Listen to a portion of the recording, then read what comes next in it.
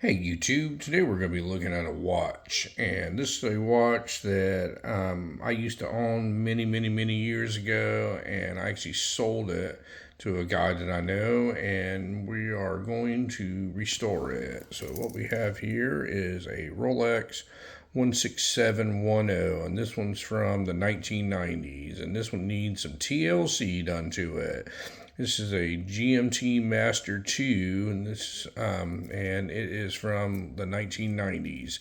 If you'll look real close, this one's the one that had the holes in the case, and it has the hollow center links to it. If you can see right here in the middle, and this one has been rode hard and put up wet. It's had so much wear on it, you can hardly see the Rolex crown on it here, and it is currently not running. So a lot of people wonder what a GMT is. Well, GMT is an aviator's watch. It's for like airline pilots, and if you'll notice on this bezel here, this one goes both directions, unlike the famous Submariner. And the reason for that being is this has a third hand on it. If you'll look at the red hand, that's an extra hour hand. What that hand is for telling time in different time zones. So currently, if you were to look at this watch right here, you could, if you were an airline pilot, you could set this on 2 right here, and you would use your same minute hand, and it would be 2:15 or 11:15 where you currently are. You can set that to remember the time in several different time zones, which is kind of cool. This one has the aluminum bezel on it. This is pre-ceramic, like I said, from the 1990s, and has the smaller crowns on it. And I'll do a little comparison between that and a newer Submariner. I'll show you some of the differences in it.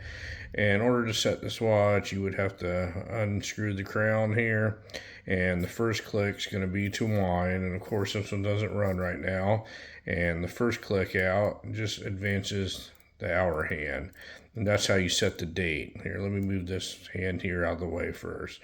So you would first click out, would do the hour hand only, and that's how you change the date. When you go around to 24 hours, it sets the date at midnight.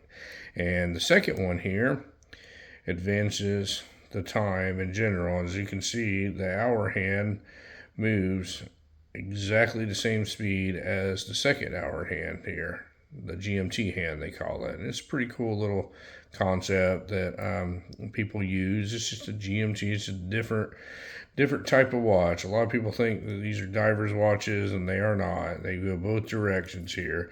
But I'll do a little video while I have it here.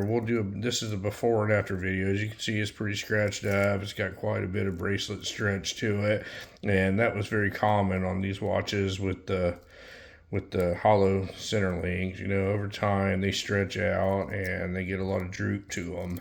The newer ones have been improved now, and you really don't have that problem.